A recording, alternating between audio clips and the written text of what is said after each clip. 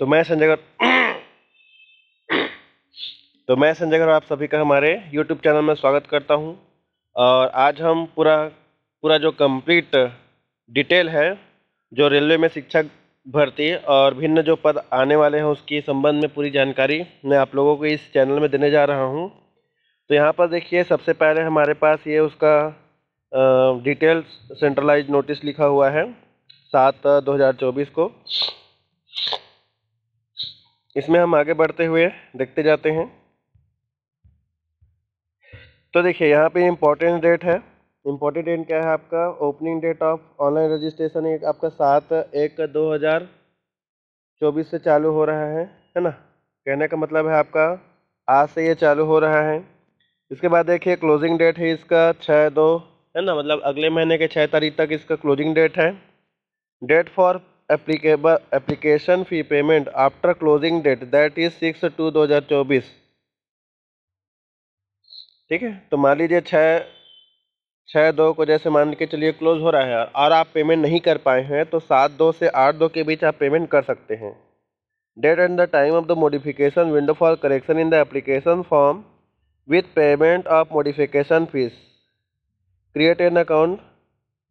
ठीक है, तो जैसे मान के चलिए जैसे मॉडिफिकेशन करना है उसके लिए हम लोगों को 9/2 से 18/2 तक का समय मिलेगा।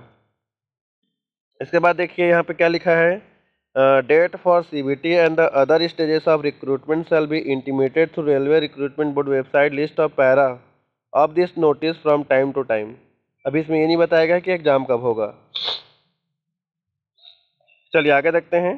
तो यहाँ पे ये बोला गया है कि ऑनलाइन एप्लीकेशन स्टार्ट हो रहा है करके, और लास्ट डेट कब तक है आपका? 6 तारीख दूसरा महीना 2025 तक है। अब यहाँ पर देखिए, इंपॉर्टेंट इंस्ट्रक्शंस लिखा हुआ है रजिस्ट्रेशन के लिए।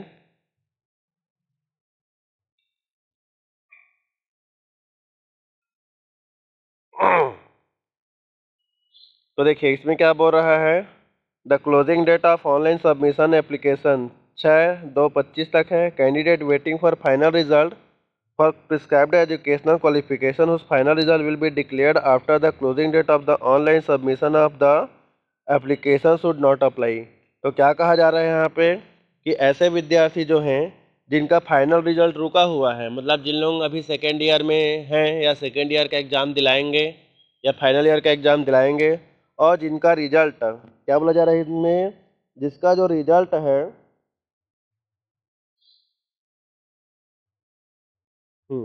वो 6/2/2025 के बाद यदि आता है।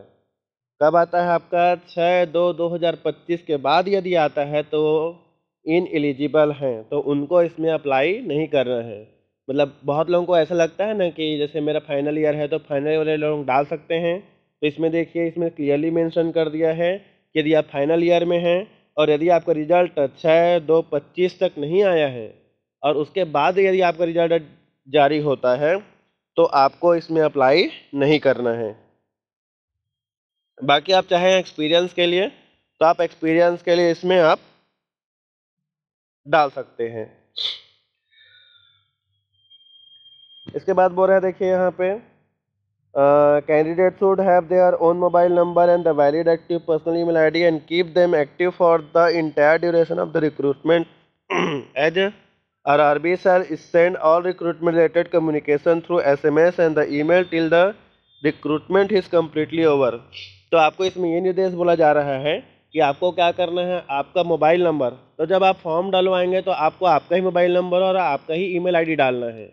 क्योंकि जब तक भर्ती की प्रक्रिया पूरी नहीं हो जाती है तब तक आपको उसमें हो सकता है आपके भर्ती से रिलेटेड कुछ ना कुछ जानकारी आपको आपके मोबाइल पे या ईमेल पे SMS जाएगा। तो कई बार क्या होता है, दूसरे दूसरे का नंबर दे देते हैं और दूसरे दूसरे का नंबर दे देने के बाद क्या हो जाता है, जब पता चलता है कि अरे ये तो छूट गया है मेरे से, या मेरे को फ़ोन आया था या और कुछ आया था, तो ऐसा बहुत सारी चीज़ें हो जाती है इसमें। तो इसलिए इस चीज़ को ध्यान रखें कि आप अपना ही मोबाइल नंबर और अपना ही क्या करें, ईमेल आईडी दें। कब तक देना है आपको? जब तक आपकी भर्ती की प्रक्रिया पूरी नहीं हो जाती तब तक। इसके बाद आपको जो ईमेल दोगे उसको बंद भी नहीं करना है, घुमाना भी नहीं है, और जो मोबाइल नंबर जो दोगे उसको भी आपको बंद नहीं करना है, घुमाना भी नहीं है आपको।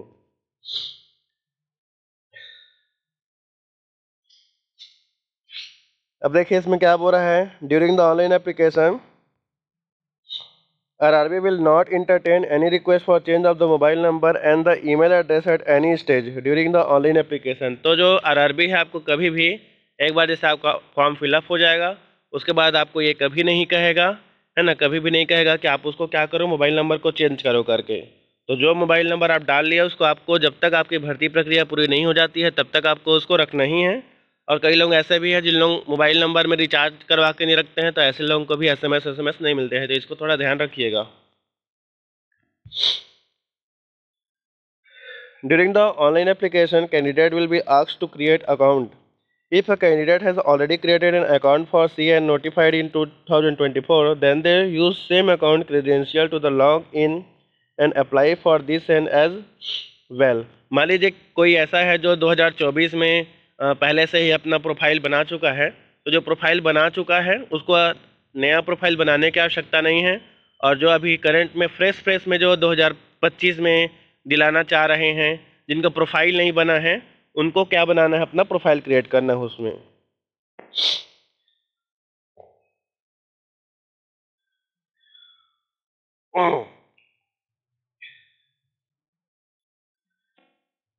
चलिए, if the candidate have not created an account earlier, they must first create account before proceeding to fill up the application for this and candidate are advised to fill in the detail required for account creation with utmost care, as correction of any kind will not be permitted once the account is created.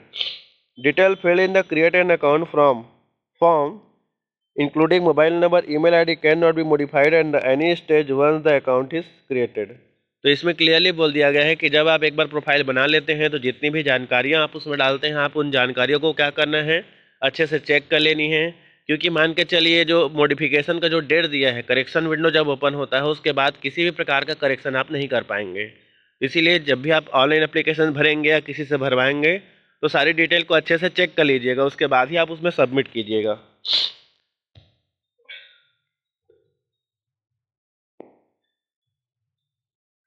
Applications are to be submitted online only and through RRB website only listed at para 5.0। One application only is required to be submitted to the selected RRB for all its notified posted in send। Candidate can apply to only one RRB। Application to more than one RRB will lead to rejection of all the application। Any attempt to submit more than one application by a candidate against this send shall result in disqualification and the debarment। तो देखिए क्या बोला है यहाँ पे, है ना, application are to be submitted online only and RRB के वेबसाइट, मतलब आपका जो एप्लीकेशन भराएगा वो ऑनलाइन भराएगा और आरआरबी के वेबसाइट में भराएगा। One application only in required to be submitted to the selected RRB for all its notified posted in this send.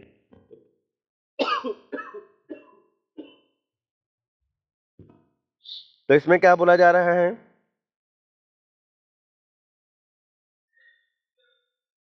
कि जो कैंडिडेट हैं उनको क्या करना है, एक ही आरआरबी का सिलेक्शन करना है। क्योंकि देखिए इसमें बहुत सारे आरआरबी का निकला हुआ है ना, तो आपको किसी एक ही आरआरबी का क्या करना है, पोस्ट सेलेक्ट करना है। उसमें एक ही आरआरबी में आप एप्लीकेशन डाल सकते हैं। Application to more than one RRB will lead to rejection of the all the application.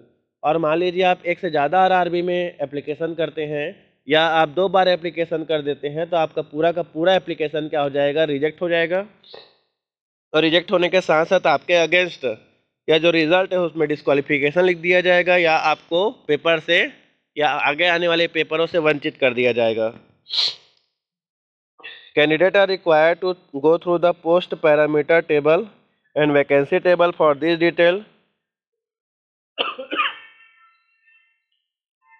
to ascertain their eligibility before applying through online mode। Only thereafter the candidate should exercise options for the RRB post within the RRB chosen by them as per their eligibility criteria। तो इसमें क्या करना है, जो post parameter table है उसमें आपको vacancy को अच्छे से पढ़ लेना है, उसके जो एलिजिबिलिटी के जो क्राइटेरिया दिया है उसको, है ना, जो क्राइटेरिया दिया है उसको अच्छे से पढ़ लीजिएगा। उसके बाद ही आप क्या कीजिएगा, उसमें अप्लाई कीजिएगा।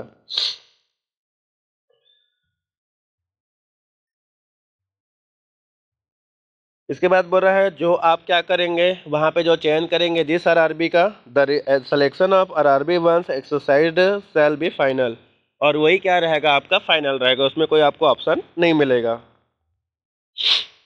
इसके बाद क्या बोल रहा है, eligibility of the candidate will be considered only on the strength of the information furnished in the online application, candidate need not send a print out, है ना। तो कहने का मतलब जो आपका जो एप्लीकेशन होगा वो ऑनलाइन ही होगा, आपको और कोई भी डॉक्यूमेंट या और कोई भी प्रिंट आउट जो है आपको आरआरबी को सेंड नहीं करना है।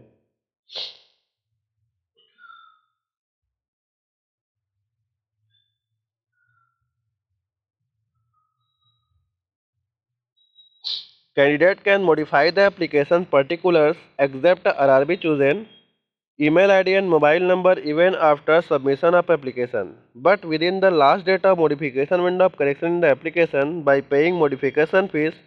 However, after last date of the modification window of correction in application 18/2/2025, RRB shall not be entertain any representation for modification of the information furnished in the application।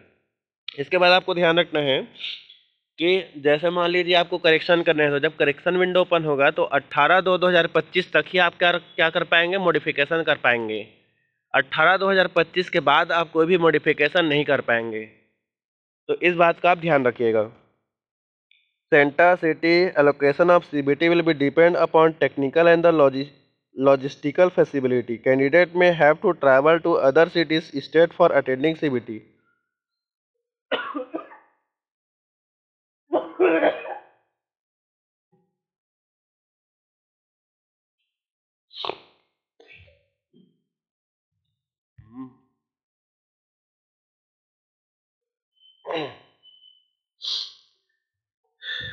Crucial date for claim of SC, ST, OBC,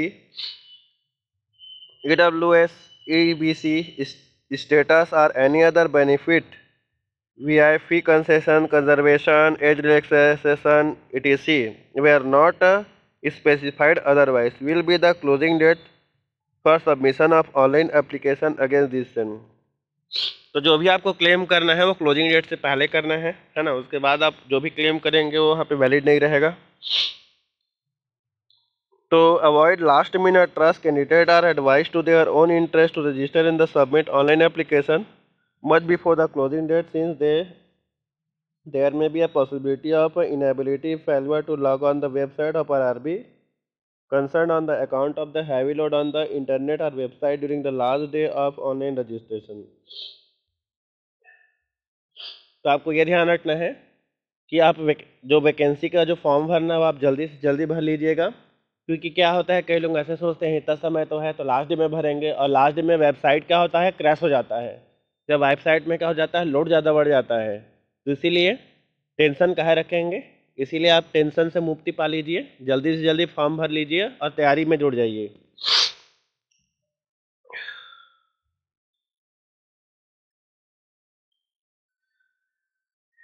important instruction for examination process है, चलिए बाद में discuss करेंगे हम लोग, इसके बारे में मैं आप लोगों को बाद में बता दूंगा। नेगेटिव मार्किंग है देखिए इसमें, है ना, there shall be a negative marking for incorrect answer in CBT, deduction of 1/3 of the marks allotted for each question shall be made for each wrong answer. तो देखिए इसमें 1/3 आपका क्या है, नेगेटिव मार्किंग है। कहने का मतलब यदि आप 3 क्वेश्चन गलत करते हैं तो आपका 1 नंबर क्या हो जाएगा, कट जाएगा। चलिए डिटेल दिया हुआ है, जनरल इंस्ट्रक्शन दिया है, तो जो फोटोग्राफ है, डॉक्यूमेंट है, ये सबको आपको अच्छे से ध्यान रखना है, अच्छे से फिल करना है आपको, है ना। अच्छे से आपको क्या कर लेना है, जो एलिजिबिलिटी क्राइटेरिया है उसको आपको सेलेक्ट कर लेना है ना, देख लेना है उसमें। इसके बाद आपको आरआरबी का जो सिलेक्शन करना है वो भी सोच समझ करके कीजिएगा, क्योंकि आप एक ही आरआरबी में एप्लीकेशन कर पाएंगे, है ना। तो इस चीज़ को ध्यान रख लीजिएगा कि आपको एक ही आरआरबी में सिलेक्शन, एक ही आरआरबी में क्या करना है, आपको डालना है। अब कभी कभी कैसा हो जाता है कि जल्दबाजी में हम लोग किसी भी आरआरबी का सिलेक्शन कर देते हैं और पता चलता है कि उसमें पोस्ट ही नहीं है, तो इस ये वाला गलती मत कीजिएगा आप।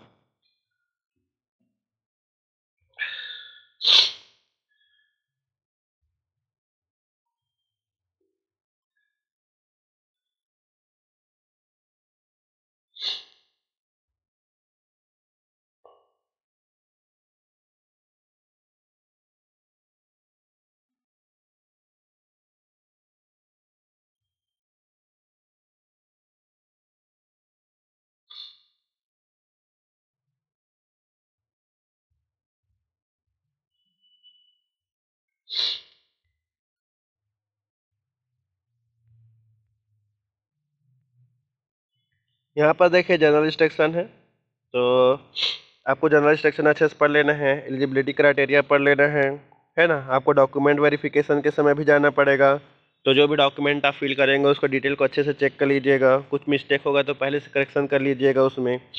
इसके बाद देखिए फिर से क्लियरली यहाँ पे मेंशन कर दिया गया है on the closing date of the application, है ना।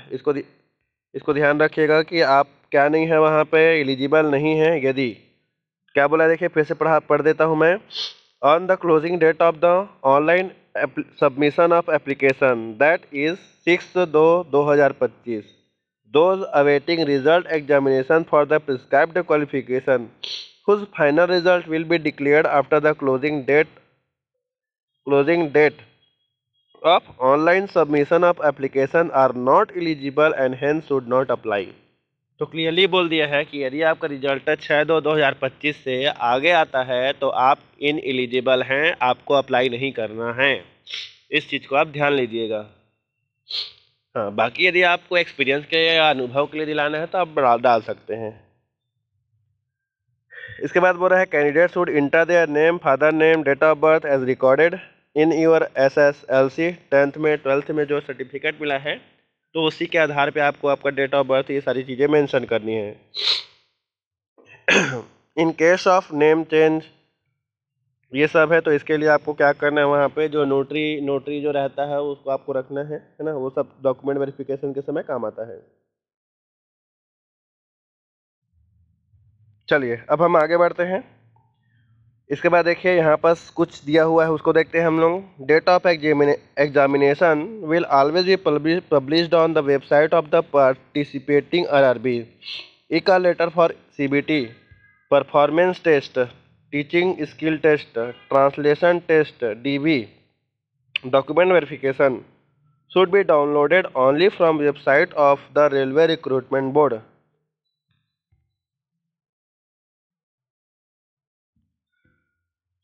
तो माफ़ करना दोस्तों, थोड़ा सा सर्दी और खांसी पकड़ा हुआ है, इसीलिए थोड़ा थोड़ा गैप हो जा रहा है। तो देखिए यहाँ पास क्या बोला है ना। देखिए सबसे पहले क्या है, इसमें परफॉर्मेंस टेस्ट है, स्किल टेस्ट है, आपका टीचिंग टेस्ट है, ट्रांसलेशन टेस्ट है, डॉक्यूमेंट वेरिफिकेशन है। So downloaded only from the website of the railway recruitment board concerned. The CBT, PT, TST and TT are DV center date shift indicated in the e-call letter shall be final। तो जो भी e-call letter में रहेगा वही क्या रहेगा, आपका final रहेगा। चलिए इसके बाद देखते हैं हम लोग। तो इसमें ध्यान रखना है कि जो भी CBT होगा, फिजिकल टेस्ट होगा, है ना। इसके बाद ट्रांसलेटर टेस्ट होगा, डॉक्यूमेंट वेरिफिकेशन होगा, तो वो सब आपको आपके कॉल लेटर में दिया रहेगा। No call letter will be send by the post. तो कोई भी जो कॉल लेटर आपको पोस्ट के थ्रू नहीं भेजा जाएगा, सारी चीज़ें आपको साइट में ही मिलेगी, RRB की साइट में।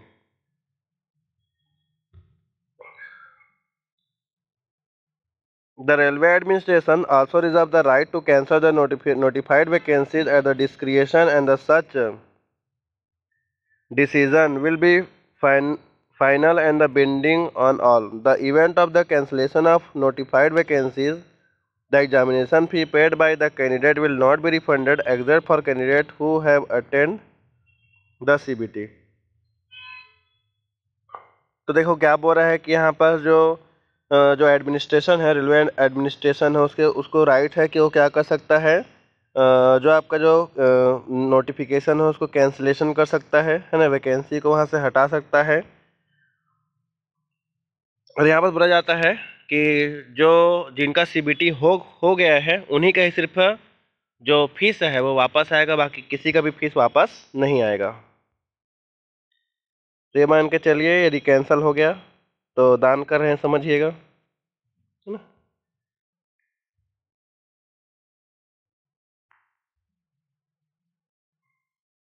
इसमें और बहुत सारी जानकारी है।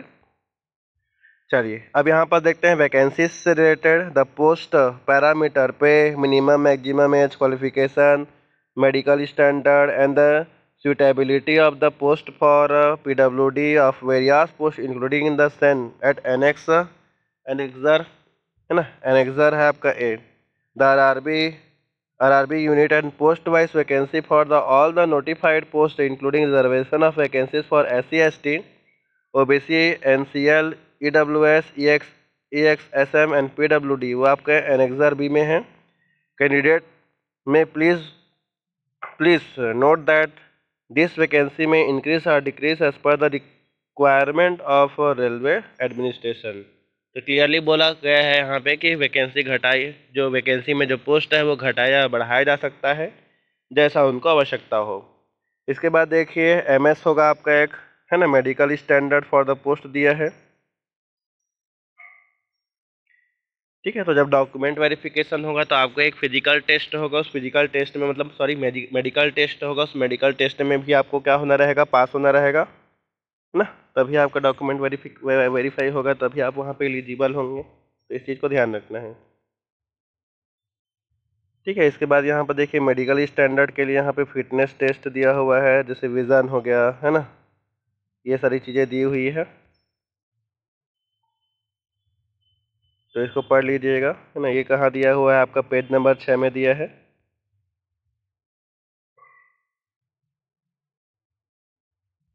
इसके बाद ये सारी कुछ नेशनैलिटी और सिटीजनशिप के बारे में दिया है। इसके बाद देखिए एज लिमिट के बारे में दिया है। तो एज लिमिट तो हम लोगों को टेबल से पता चल जाएगा, उधर के टेबल से। मेरा देखिए मिल गया आपको एज लिमिट। तो एज क्या है, मिनिमम एज आपका 18 साल होना चाहिए। मैक्सिमम एज कितना होना चाहिए आपका, 33 साल दिया है देखिए। 33 साल, 35 साल, 36 साल, 38 साल, 43 साल और 48 साल लास्ट दिया है। इसके बाद सारी चीज़ें यहाँ देख लीजिएगा, SC के लिए कब तक है, ST के लिए कब तक है ना, कहाँ से कहाँ तक है, ये सारी चीज़ें। इसके बाद यहाँ पे कैटेगरी वाइज भी दे दिया है।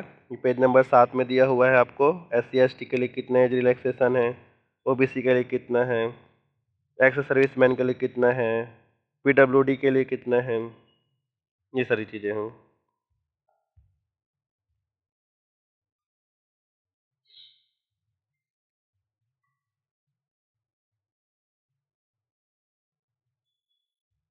इसके बाद देखिए यहाँ पे एक बोल्ड लेटर में दिया गया है इसको, candidate should note that the date of the birth field in this application should be same as the recorded in the matriculation SSLC or an equivalent certificate. No subsequent request for its change will be considered. तो आपको क्या करना है, जो जो भी आपका 10th-12th में जो आपका सरनेम है ना, नेम है, उसी के आधार पर आप फिल कीजिएगा। ठीक है, बाद में इसमें कोई भी परिवर्तन नहीं हो सकता।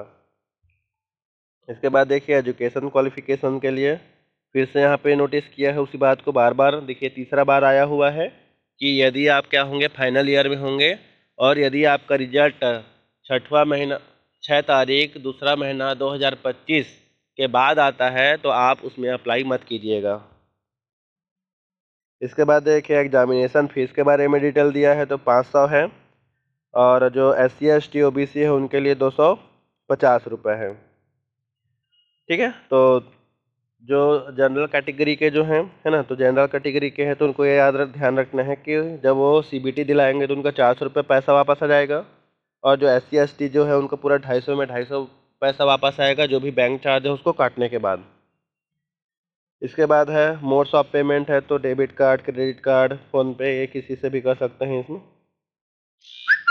इसके बाद देखिए यहाँ पे क्लियरली बोला है कि EBC के लिए कंडीशन क्या है।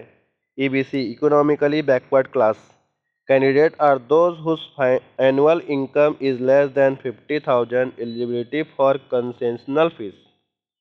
इस चीज़ को ध्यान रखिए। तो EBC में कौन आएंगे, जिनका जो इनकम है वो क्या है आपका, लेस देन 50,000 है। कितने हैं आपका, लेस देन 50,000 है annual income of the family. तो लेस देन 50,000 रहेगा, वो किस में आएगा आपका, EBC में। और ये जो EBC वाला जो क्राइटेरिया है ये मेरे ख्याल से जनरल में आता है, जो जनरल में जो बच्चे रहते हैं, जनरल के जो बच्चे रहते हैं, है ना, जिन लोगों का जो फाइनेंशियल जो रहता है, यदि 50,000 से कम है तो उन्हीं लोग EBC में आते हैं। इसके बारे में आप एक बार और डिटेल पढ़ लीजिएगा।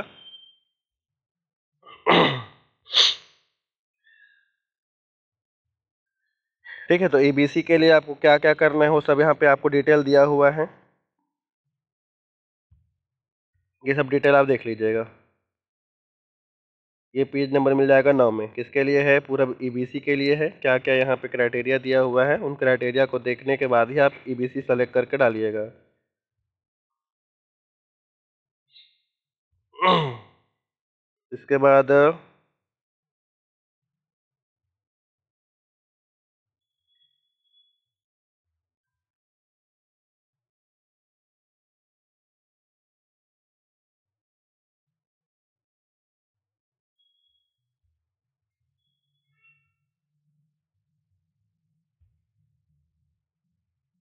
इसके बाद देखिए ईडब्ल्यूएस के लिए भी दिया है यहाँ पे।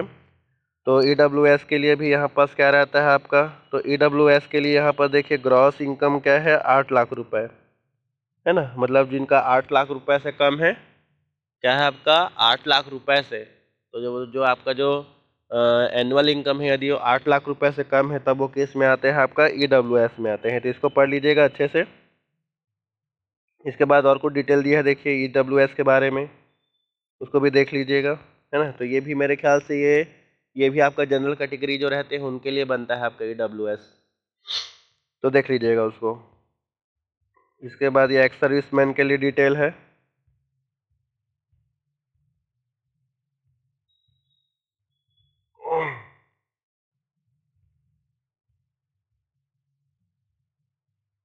अब यहाँ पे definition of specialized specified disabilities दिया हुआ है। ये सब डिसेबिलिटी के लिए, इसको देख लीजिएगा आप।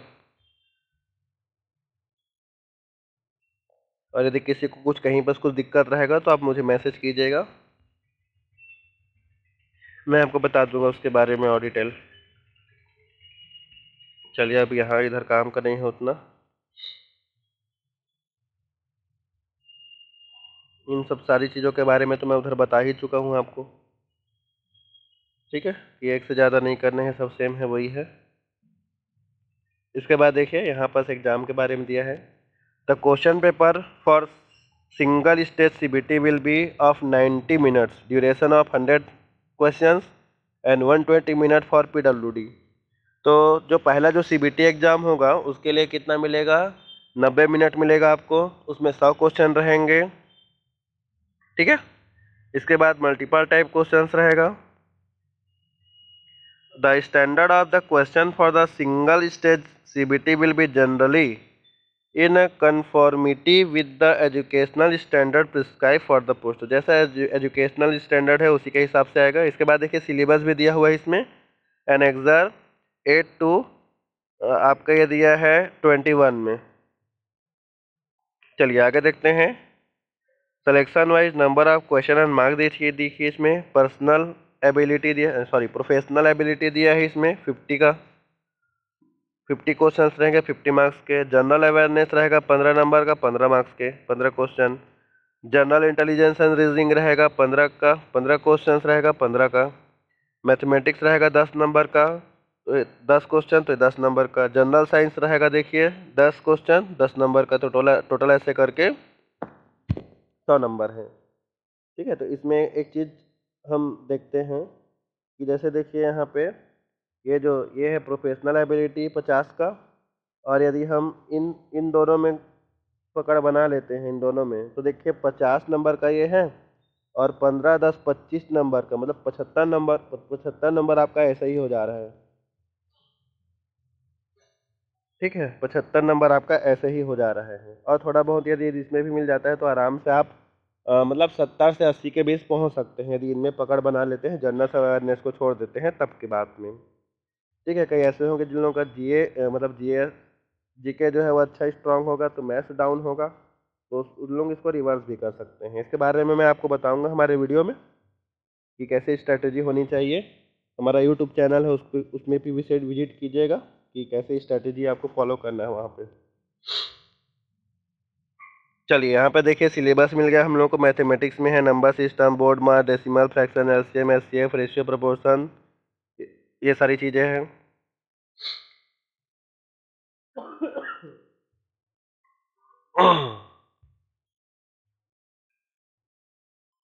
इसके बाद देखिए जनरल इंटेलिजेंस अंदर रीजनिंग दिया है, एनालॉजी, अल्फ़ाबेट, ये सब रीजनिंग में पूरे सब आ जाएंगे। मैथमेटिक्स में तो पूरा ही आएगा जी।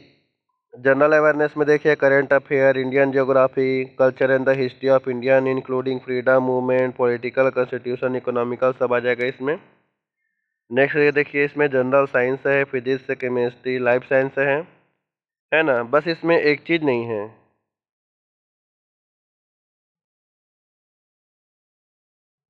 एक चीज़ नहीं दिया है इसमें, जो आपका जो ये है आपका प्रोफेशनल एबिलिटी, ये नहीं दिया हुआ है। बाकी इसके बारे में डिटेल दिया है और दिया है सिलेबस, उधर देखते हैं हम लोग। Minimum percentage for the eligibility दिया है, देखिए अनरिजर्व के लिए 40% है, ईडब्ल्यूएस के लिए 40% है, ओबीसी के लिए 30% है, एसटी के लिए 25% है। तो एससी के लिए 30% है, तो ओबीसी और एससी के लिए जो मिनिमम जो पासिंग क्राइटेरिया है वो कितना है आपका 30%। मतलब आपको 100 में से 30 नंबर एनी हाउ लाना ही है, तभी आप उसके लिए एलिजिबल हो पाएंगे। उसके लिए क्या हो पाएंगे, एलिजिबल हो पाएंगे आप। तो ये ध्यान रखना है। इसके बाद नॉर्मलाइज्ड स्कोर ये भी दिया हुआ है। इसके बाद देखिए जूनियर ट्रांसलेटर हिंदी के लिए भी यहाँ पे एग्जामिनेशन है, तो इसके बारे में भी कुछ दिया है। Single stage computer will be conducted followed by the qualifying test. The question paper shall be designed to the test equally both the knowledge of English language and Hindi language. At least 50% of the question will be designed to test the language proficiency, 20% of English and 30% of Hindi. The syllabus for the language portion of the CBT is given in the annexer दिया है आपका 7th में।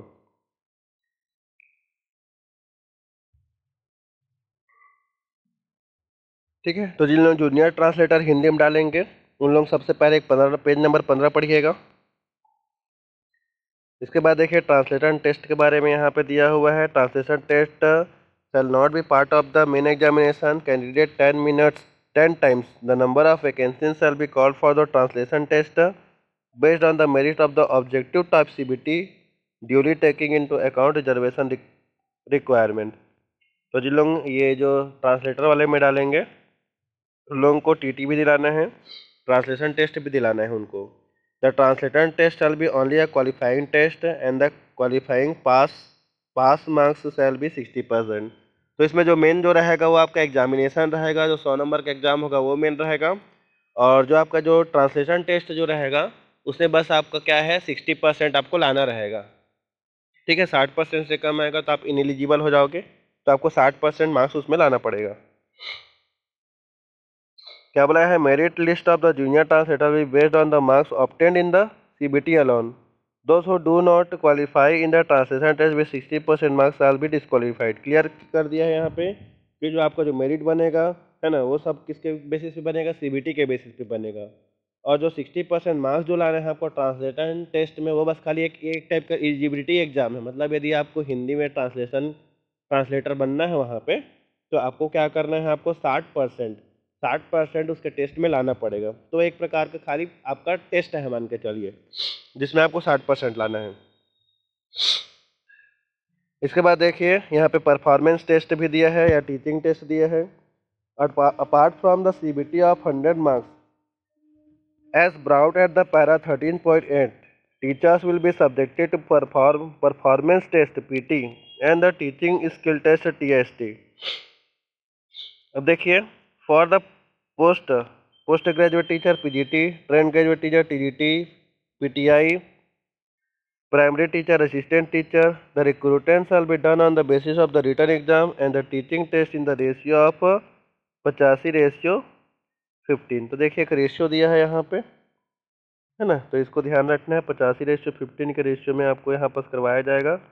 For the post of the music teacher, train graduate teacher, train craft teacher, train graduate teacher drawing, weightage of the return test CBT, performance test and इनकिस test will be the ratio of 60:25:15। तो देखिए इसका भी ratio दिया है 60:25:15, ऐसे करके ratio निकाला जाएगा उसमें। इसके बाद देखिए टीचिंग स्किल टेस्ट में पूरा यहाँ पे क्या क्या किन किन चीज़ों को ध्यान रखने वो सब चीज़ दिया है। इसके बाद देखिए जो परफॉर्मेंस टेस्ट होगा है ना वो किन का होगा ये ध्यान में रखना है, क्या क्या टॉपिक है, कैसे कैसे देखेंगे वो सब यहाँ पे दिया हुआ है आपका। पेज नंबर 16 में, है ना।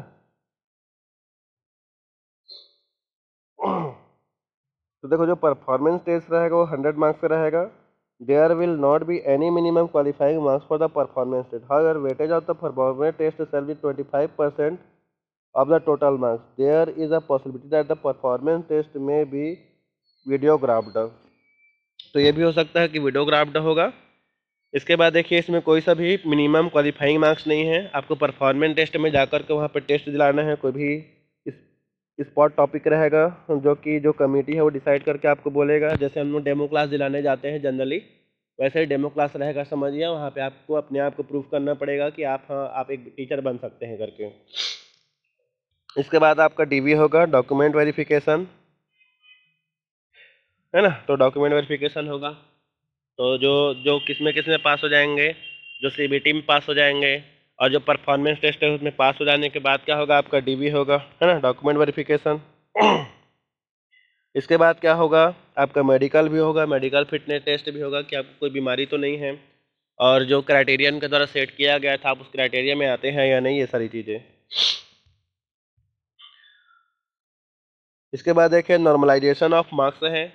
तो जब क्वेश्चन गलत होते हैं तो जो हमारा जो मार्क्स बनता है या जो परसेंटेज बनता है नॉर्मलाइज्ड मार्क्स या परसेंटेज बनता है, इस चीज़ को ध्यान रखिएगा। इसके बाद कंप्लीट स्टेप ये दिया गया है कि हाउ टू अप्लाई, कैसे आपको इसमें पूरा अप्लाई करना है ना। तो इसके लिए मैं एक अलग वीडियो बना दूंगा जिसमें आपको क्या करना है, कैसे अप्लाई करना है, इसके बारे में आपको बताना है ना, बता दूंगा मैं आपको।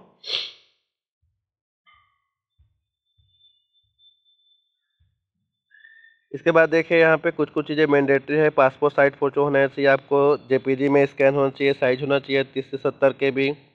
SC ST का सर्टिफिकेट आपको अपलोड करना है, ठीक है, क्योंकि जो SC ST जो रहते हैं उनके लिए ट्रैवल जो रहता है वो फ्री रहता है ना। तो अप टू 500 के भी होगा। स्क्राइब्ड है तो उसका भी आपका उसमें अपलोड करना है। इसके बाद देखो जितने भी जो RRB है उसके लिस्ट दिए हैं, जहाँ जहाँ पे वैकेंसी था वहाँ पे। इसके बाद देखिए कुछ इम्पोर्टेंट यहाँ पे बातें ली गई है ना, इसको आपको ध्यान रखना है। तो जो भी वही वही सारी चीज़ बताया गया है कि वो ओरिजिनल सर्टिफिकेट अपलोड करना है, फोटो, ये सब चीज़ क्लियर होना चाहिए, सब चीज़ को पढ़ लीजिएगा, है ना। तो ये दिया है आपका पेज नंबर 18 में दिया है, इससे रिलेटेड जानकारी है आपका हाउ टू अप्लाई, कैसे अप्लाई करना है आपको उसके बारे में।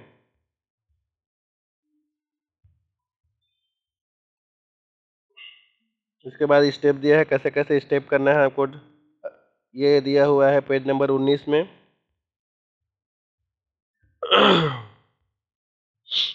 फोटोग्राफ सिग्नेचर अपलोड के बारे में जानकारी दिया गया है पेज नंबर 20 में, 21 में, है ना। ये पूरा वही है। मॉडिफिकेशन ऑफ एप्लीकेशन दिया है, इसके बारे में भी जानकारी दी है पेज नंबर 21 में, पेज नंबर 22 में, ठीक है। इसके बाद देखिए जो आप क्या करेंगे, जो आपको फोटो अपलोड करना है ना, उसको थोड़ा ध्यान रख करके कीजिएगा। इनवैलिड फोटोज बोल रहा है such as on account of blank and the white photo older than 2 month. तो जो 2 मंथ से पहले का जो फोटो रहेगा, है ना, उसको वो क्या कर सकते हैं, इन एलिजिबल आपको घोषित कर सकते हैं। तो आप करेंट का फोटो उसमें अपलोड कीजिएगा, ज़्यादा अच्छा है। इसके बाद इंस्ट्रक्शन दिया है कि आपको क्या क्या चीज़ ध्यान रखना है ना। ये आपका दिया हुआ है पेज नंबर 22 में, इसको पढ़ लीजिएगा। अगर इंग्लिश को पढ़ने में कोई प्रॉब्लम होगा तो आप गूगल ट्रांसलेट यूज़ कर सकते हैं, यहाँ पर से उठा करके कॉपी कीजिएगा, गूगल ट्रांसलेट में पेस्ट कर दीजिएगा। Instruction of related e call letter कैसे कैसे आएगा उसके बाद संबंध में जानकारी पेज नंबर 22 में है। इसके बाद वेरिफिकेशन के बारे में जानकारी 23 में है, ये तो बात की बात है। यूज ऑफ अनफेयर प्रैक्टिस है। इसके बाद मिसेलिनियस दिया हुआ है। अब देखिए क्या क्या शॉर्ट फॉर्म यूज़ किए गए हैं, तो शॉर्ट फॉर्म के बारे में जानकारी 25 नंबर पेज में दिया हुआ है, इसको देख लीजिएगा। जो शॉर्ट फॉर्म कहीं कहीं पे दिया हुआ है उसका मतलब क्या है, ये आपका दिया है पेज नंबर 25 में, ठीक। इसके बाद आपको एक वार्निंग दिया गया है कि आपको किससे अलर्ट रहना है। जैसे कई लोग रहते हैं नौकरी लगा देंगे, ऐसा कर देंगे, वैसा कर देंगे, इतना पैसा दे देना, तो उससे आपको बच के रहना है। ऐसा कोई भी फैसला नहीं लेना है कि आप पैसा देंगे और आपका जॉब लग जाएगा, ऐसा नहीं है। आपको एग्ज़ाम ही दिलाना पड़ेगा। ठीक है, तो ऐसे फ्रॉड लोगों से बच करके रहिएगा आप। इसके बारे में यहाँ पर दिया गया है। इसके बाद देखिए, candidate are advise to visit only the official website of RRB and beware of the fake websites and the social media content put by up by unscrupulous element touts. तो आपको ध्यान रखना है कि आपको जो भी जानकारी लेना है वो आपको वेबसाइट में आकर के लेना है, कि कोई बहुत सारे फर्जी वेबसाइट होते हैं, फेक वेबसाइट होते हैं, है ना। तो आपको ध्यान रखना है कि आरआरबी के ऑफिशियल साइट से ही आपको सारी डिटेल चेक करनी है ना। जो भी इंक्वायरी जो करना है या कुछ भी होना है तो आपको उसी में ही चेक करना है। इसके बाद देखिए यहाँ पे फॉर्मेट फॉर कास्ट सर्टिफिकेट दिया है ना। तो कास्ट सर्टिफिकेट के लिए यहाँ पे फॉर्मेट दिया हुआ है, उसको देखिए, इसको बनवाना पड़ता है ना। फॉर्मेट फॉर कास्ट सर्टिफिकेट जब आप ज्वाइन करते हैं तब ये लगता है, लेकिन मेरे ख्याल से शायद एससी ओबीसी है, ओबीसी वाले लोगों को हर साल हर बार बनवाना पड़ता है। तो आप लोग नया बनवा लीजिएगा जो ओबीसी कास्ट के हैं वो। ये पूरा वही दिया है ना। यहाँ से आप निकलवा करके इसी में आप सेल्फ डिक्लेरेशन करके उसके बाद ही आप अपलोड कीजिएगा। जो ओबीसी से बिलोंग करते हैं या ईडब्ल्यूएस से बिलोंग करते हैं उनको ये हर बार लगता है।